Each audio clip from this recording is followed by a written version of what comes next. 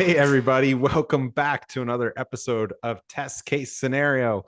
I am one of your hosts, Jason Baum, and with me, as always, our lovely panel co hosts, whatever we want to call ourselves on the day, Evelyn Coleman, Nikolai Apolokin, and Marcus Merrill. Say hi, everybody. Hello, Hello. everybody. Hello, everybody. There you go. You listen. And on today's episode, we've got a packed agenda. Before we start, I just want to throw out there to all you listening to us that now that we're on YouTube, we feel even closer to you. And it made us think we really want to know what you think about the episode, what you have to say. So please be part of the discussion. What do you want us to talk about? What do you not want us to talk about? What's your favorite aspect of the show? Is it Nikolai's hair? Is it my hair? Let's talk about it. community-hub@saucelabs.com is the email. Please shoot us your thoughts and hopes and dreams and what you love about the show. So let's just right away just toss this thing off. Who wants to jump in and kind of set us up here? Well, I kind of made a controversial statement that I'm not sure everyone agreed with, and I want to explore it and how it applies to testing. And that's that basically, unless you're working on a video game, nobody wants to use your software. So my evidence for this is that, and I think Jason, you brought up the example of Zoom. Yeah, because I just Zoom. totally just in principle disagree with that statement wholeheartedly. Okay. And I brought up Zoom. We're talking about a conversation before we went and hit record. Yeah. So here's a question, Jason. Do you want to talk to the three of us, or do you want to click buttons on Zoom and configure the video and get the audio and have to tell someone repeatedly, you're on mute, and have to, tweak all these settings and worry about glitchiness? Which one of those things do you want to accomplish? Yeah, I understand what you're saying, but I guess your rationale when you originally were answering my question about Zoom before we went and hit record was, and what I took away from it is this is now basically similar to the phone, and this is basically a service, right? To be able to make a call. But isn't that, what is your definition then of software? What are we using then? So outside of gaming, right? Outside of gaming, because gaming is an activity that's an end in itself. Software is a tool that is a means for getting something done. If you're using a travel site, you're booking a flight. Do you wake up and you say, I want to use the calendar date picker and figure out the easiest way to make sure that I can select the airport 3-letter code and get my options plugged in? Or do you just want to go to Aruba? The software is a means for getting you to Aruba. It's not something you want to use. People don't want to use software. They want to have finished using software to accomplish another task. Are you saying that the only two categories are, it's either software, in which it's something that you're not wanting to use, but it's a utility, or it's a game? Because I feel like that's kind of limited. There's all sorts of art software out there. That's entertainment, so it's a game, but I think artistic pursuit, I think connection, and there's all sorts of stuff. And there's some software where parts of it fall into one category, like this portion, right, where we're having a good time talking to each other, and then there's the portion you mentioned where we have to get it all set up. So can something be both software and a game? I think that yes, but I think it's a lot more limited than you might think it is. Like, even with art, the goal is to have a finished product and to make a delightful experience and getting all the way to the end of it. And making a delightful product. But that's like saying that nobody wants to use a pen, but they want the written outcome. Like that, it's a tool, right? So you could still want to use the tool or enjoy using the tool. Like a musical instrument, you want to hear the music, but you still need to use the instrument to make the music, right? It's not an but I would software, because honestly, I think fundamentally it's a different activity. I definitely like playing the piano. I like the motion and the mechanics of playing a piano, and I like the tactile sensation of using a pen, but I have never woken up in my life thinking I cannot wait to use the banking app to transfer funds. I just need to get my money somewhere. Are you kidding me? Do you know how much easier it is to manage all that stuff when you can just simply go hit transfer from one account to the other, or you don't have to balance a checkbook But when anymore, you drove, Marcus. but when you drove to the bank and had to do all that stuff manually or write down the ledger manually, you didn't enjoy it either. Like, you always wanted to head to a point where this is like, maybe this is, we've reached peak bank. This is like the easiest way it could possibly ever be done. But I still maintain it's not the thing you want to do. I spend way too much time using software trying to get other things done when I would really rather just be having a finished article. Now, But are you just talking about mundane tasks? Yeah, but I mean, I think that if we're talking about every piece of software I've ever worked on as a professional, and most of the people that I know who work on software as professionals, that's what we're talking about. I want to hear Nikolai. Giant- What is Nikolai? What do you Yeah. you look like you want to say something? So what's the alternative, Marcus?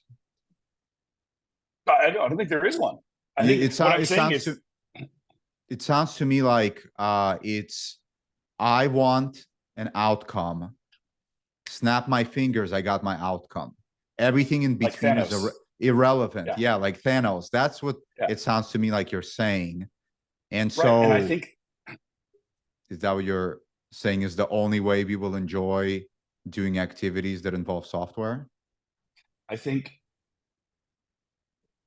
mean, I'm kind of headed in that direction. I mean, basically, where I'm ultimately heading with this is that as testers, we tend to get caught up in the minutia of the mechanics that our users have to go through in order to accomplish a task. We never think, how can I eliminate steps along the way of accomplishing that task?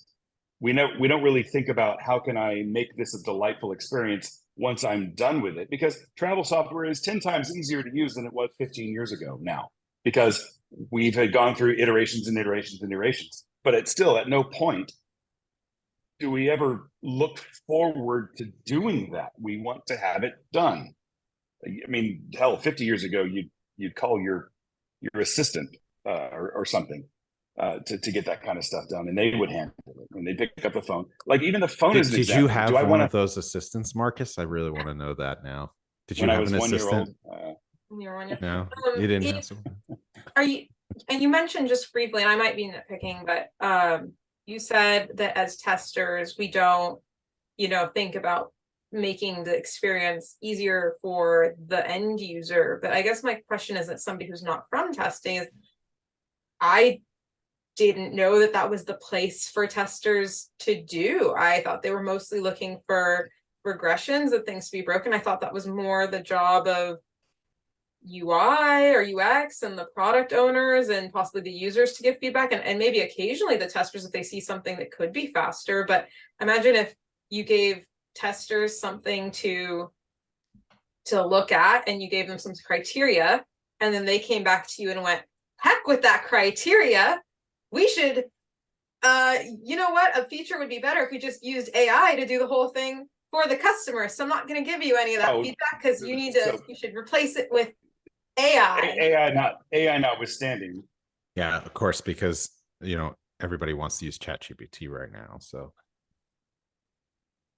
yeah, I mean, so until you had me until you said the AI thing. You know what I mean, though. I absolutely agree that if a QA, yeah, but I mean, if a QA person is handed a set of requirements and they're tasked with going through software, and they say, man, this workflow would be so much better if you move this here, rejiggered this, combine these two workflow steps into one. 100% that is the job of a tester. Absolutely, that is the job of a tester. And if they get negative feedback from a suggestion like that without a good discussion around it, then they're in a bad environment and they shouldn't stay there. So Marcus, you're breaking up a bit. I know that's easy for me to say, but absolutely in my of the company to sort of. And I'm sorry.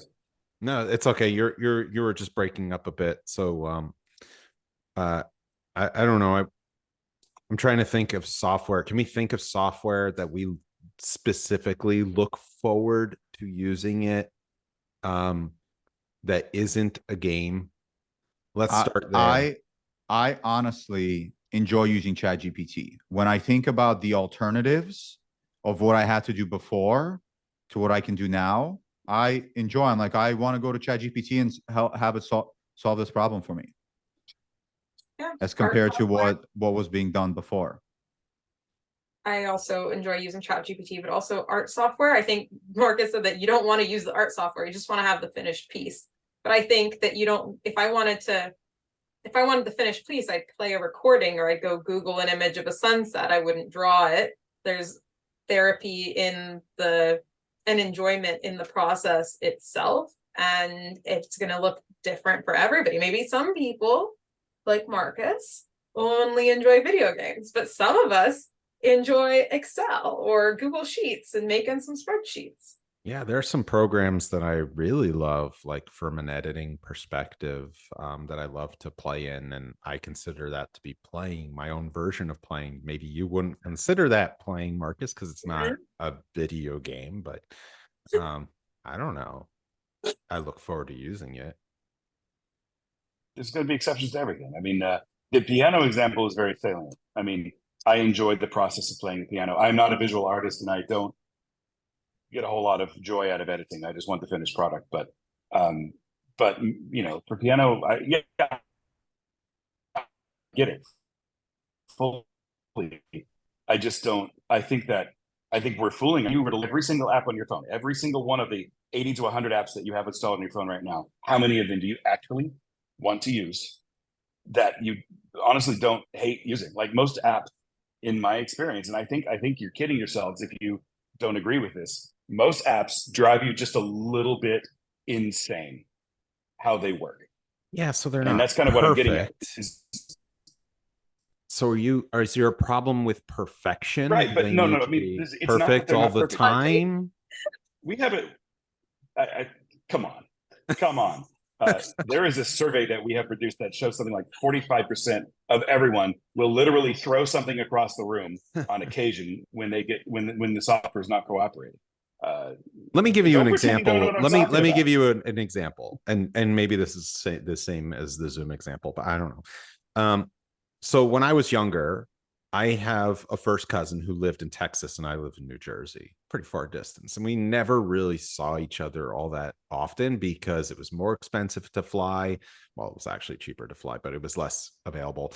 And it just wasn't something that we did all that much. And I didn't really get to see him. It's not like you could just put a 5-year-old or a 6-year-old on the phone with another 6-year-old and they connect, that wasn't really a thing. And then he moved here and we were instantly close. My daughter, who is 5.5, she has a first cousin who is 6, and they FaceTime all the time and have an amazing connection. But she lives in North Carolina and my daughter lives in New Jersey. And when she comes to visit, it's like it's the same conversations that were happening on FaceTime. It's just nothing changes. And in their world, it's like they might as well be next door. It's amazing. So I would accept this as a proxy for what I'm talking about. When they got together and they were in the same room, they continued to use FaceTime. Oh, okay. Then I would accept that. I don't know. But the FaceTime is still a medium. But it has a purpose. That's not its purpose, task. Marcus. No, sure. It greases the skids. It makes things better. It absolutely improves the situation. But it's still a medium to accomplish a different task. I would argue that without the FaceTime, the situation that Jason described, and I'll add on to Jason's situation where my wife and I had a long distance 2.5-year marriage. She was living in Brazil while finishing physical therapy school. We used FaceTime and WhatsApp to communicate. That without that software, our lives would have been much harder, and maybe we wouldn't even gotten married because doing an international dating. So it actually was kind of a savior and a very valuable thing in bringing two people together. Accepted. Awesome. I completely agree with you. I feel like you're almost intentionally missing the point in order to troll me. I think I see what you're saying, Mark, is that when you said, like, would they still use it when they're together? But the question I have for you is the opposite. Would they still use face-to-face communication when they're apart? No, they don't do that. So are you saying that it's physically impossible? Like, it's physically impossible. How would it? It is impossible. Just like you're saying, some apps are just impossible to use. Yeah. I think all things in certain circumstances are impossible in the wrong context. And in some cases, you need more tools than other, but face-to-face communication is still a tool. And sometimes it's impossible and really difficult to use. And sometimes it's easier to use Zoom and vice versa. Hey, Marcus, can I throw entirely? Can I throw this out there to see if I understand the point that you're trying to make from my own words? To me, it sounds like there's maybe there's a perspective on how you view the software. It seems to me you view it as a means to an end, and because it has flaws, then you may not enjoy using it because those flaws sometimes can annoy you. However, it seems that maybe some of us here view the software as an enablement, as an enhancer of our lives, and hence we enjoy using it despite of its flaws. Well said. Really so well said. So I mean, I think the larger point I'm trying to get at is that if we take such a rosy view of aren't we great and aren't we good at enabling these tasks, therefore we don't really need to streamline the experience and harness the power of design and make the software easier to use through the process of testing it. I feel like viewing it with a more skeptical view is probably the job of a tester to say, if I'm not making this as easy as possible for my users to use, then I'm not serving all of my audience. If I just sort of pat myself on the back and say, aren't I great at enabling? Then Zoom wouldn't have made all the improvements that they've made since the pandemic started. They wouldn't have made improvements. They wouldn't have streamlined the workflows. I can think of some apps. My banking app in particular has made some quality of life improvements in the recent years that have made a tremendous difference in my ability to do my banking, because finally they've got some testers who actually are thinking, they're not thinking, oh, cool, we're giving people the means to transfer money. They're like, oh, it's stupid to have to make people click 3 times through this workflow when we could just click once. Pre-populating things, giving you defaults, taking the code from Messenger, the authentication code that you get texted to you from Messenger, and pre-populating the 2-factor authentication text field by just pushing the little thing that just receives the text rather than have to switch to SMS, copy the code, return back. Like, that was done because somebody had this attitude that, oh my God, this is such a pain in the ass. It wasn't because they were trying to find the bright side. It was because they were trying to figure out how to get this thing to be a means to an end, to get the user to the point they needed to get to faster. So what I'm hearing is that everyone along the software development lifecycle, from its features initiation to its push to production, everyone should be involved in making the app easier to use. And sometimes that includes testers at some places, and that's a good thing. And in the places where that doesn't involve testers, you're saying that's a flaw. I don't know if I'm being that black and white about it. I just think that it is the responsibility of testers to look after the user experience. And when I find a user experience that's off, I tend to, just in my mind, I tend to think this is a QA problem, not a design or a product manager problem. But you also, I guess, because you led this conversation, you started it with fun, right? The fun factor. And we've had this conversation before about the fun factor with gaming and testing the fun factor. And the only way to really do that is to get your hands in the right, is to actually play. I just feel like there's a lot of app design out there that is patting itself on the back for saying, hey, isn't it great that we're able to change this date picker from a from an old school HTML standard to a nice React-based JavaScript thing that's all dynamic and stuff. And it's like, no, users don't care. No, they just want to get through it. You know what app I'm obsessed with that is totally fun, that is just not really that fun at all, but I don't know. I keep going back to, I'm obsessed. The health app in Apple. It's a well-designed app. So it's such a good, well-designed app. I'm going to show like on my next doctor's appointment, I'm going to be like, look, so according to my Apple Watch and the Apple Health, I have this, and I need to do more of this, and I'm going to give the doctor the update. What does it tell you? Like, what are the everything? Sorry, I'm supposed to be talking about if software is fun or not, Marcus, but just out of curiosity, as a non-Apple user, what does it have on there? It tells you walking distance, heart rate, your time from when you finish. What's that? Oh yeah, if you have an Apple Watch. Yeah, if you have an Apple Watch, it gives you all this. I'd like to. Yeah. No, it gives you all your rundown of your vitals, and like if you're like, what differentiates it from my scale that tells me my percentage of body fat and stuff? Like, what makes that app so nice that makes you play with it? I think that the health app is ultimately very glanceable. And to me, that's a top consideration for design. You get 80% of what you need to know within 2 seconds of looking at it. Don't have to push anything. Don't have to do anything. You don't have to tell it what you want. It already knows what you want. It's all there. It gives you trends. It gives you it shows month over month, week over week. You can even do a 6-month outlook. You could look at your year progression. It just shows you so much, gives you so much data, and it presents it in such a clear way. I'm obsessed with it. Good app. And it actually gamified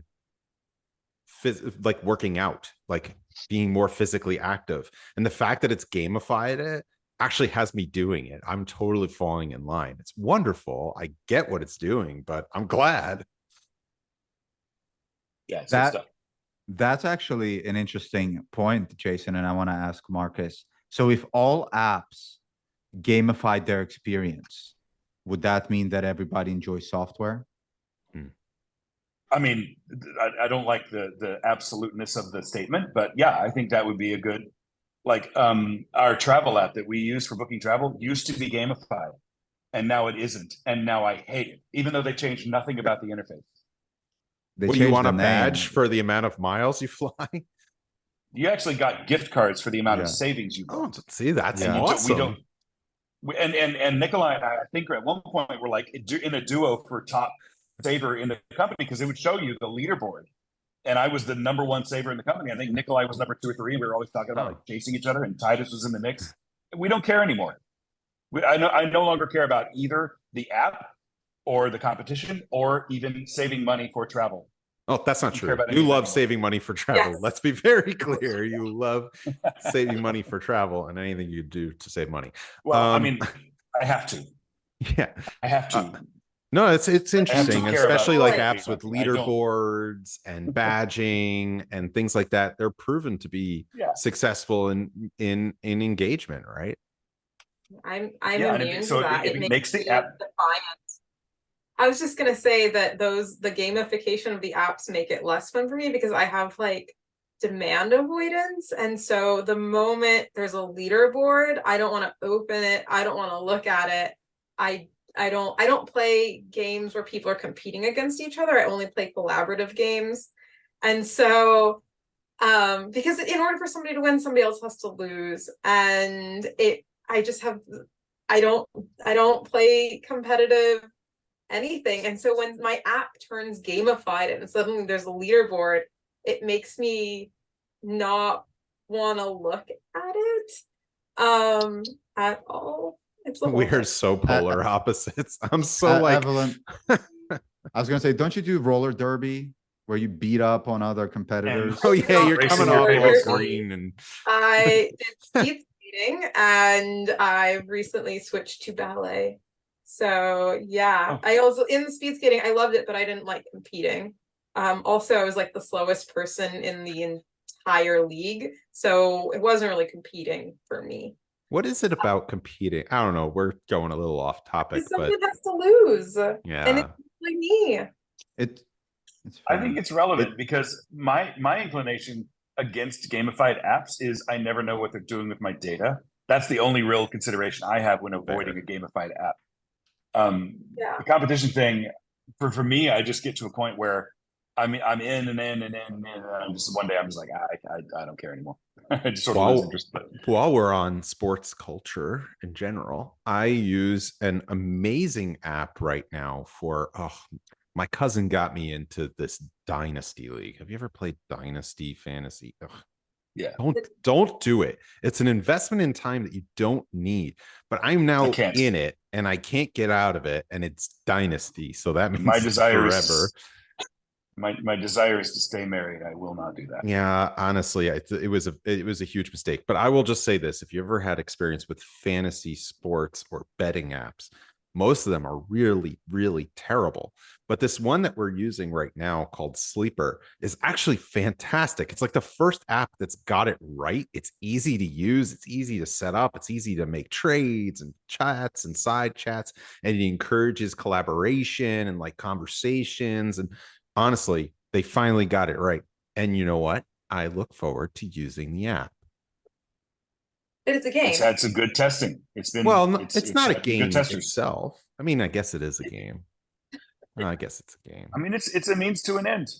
Yeah, it's a means to an end. It seems like we keep going back to focus. Like Evelyn, myself, and Jason, we focus on what used to be to where it is now, and how we're happy about where it is now. And Marcus is focused on this is not good enough.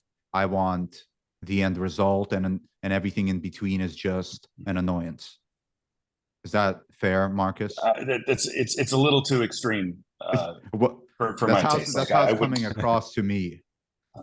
I wouldn't put it that extremely, because most of the time I don't think about it, but I also feel like most people, if they really, really think about their day-to-day experience with apps, not just the ones they use all the times, but the ones that they end up having to use even when they're not really thinking about it. If you really analyze those experiences, they are not pleasant experiences.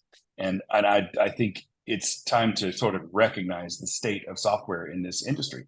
I mean, there's so many headlines every week about the bad state of software and bugs that make it through and bad things that happen. And every conversation you have, like I used to tell people, I work for Sauce Labs. We provide mobile infrastructure and testing infrastructure to people to help them, their QA teams. And now what I say to people is, you know how when you use an app and you just hate it and you're just yelling at your phone, we try to help people make that better.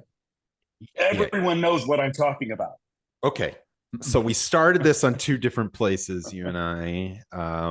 And that statement, I'm totally, I get you, because I will say this: out of all the apps that I have, or if, forget that, how many apps there are in the app stores, right? I mean, it's like endless. There's an app for literally everything. I'm waiting for the one that like will tie my own shoes, because I'm the kind of person that just slips them on, slips them off. It's really bad. But like, it's so many apps, and there's like 10. Like I could probably count them on my fingers that are actually like good apps. But question, but there's about 40 that you have to use. Yeah. But I think the point, and correct me, Marcus, I think one of the points you were trying to make, and I'm not picking on you this time, was that when the apps are really good, there's a potential to stop trying to make them better, or like yourself agreeing, you're patting yourself on the back. But I guess my question is, of those 10 apps that you say are really good, do those apps still make improvements every year in your experience, Jason? Or do the apps that suck on your phone make faster improvements to their user experience than those 10 good apps? Because I think that would disprove Marcus's point that patting yourself on the back when it's good is going to slow down making it better. I've actually seen a lot of improvements in apps that I use, that I have to use. For example, to Marcus's point, I don't know. I'm just thinking right now, for whatever reason, the apps that came into my head are like the GPS apps. So think about the evolution of how we get to places. It started with, I remember being co-pilot to like my mom in the car with a giant map, trying to figure out how the heck we get to Boston. Like, you know, like, okay, we're going to take this road, and then God knows what.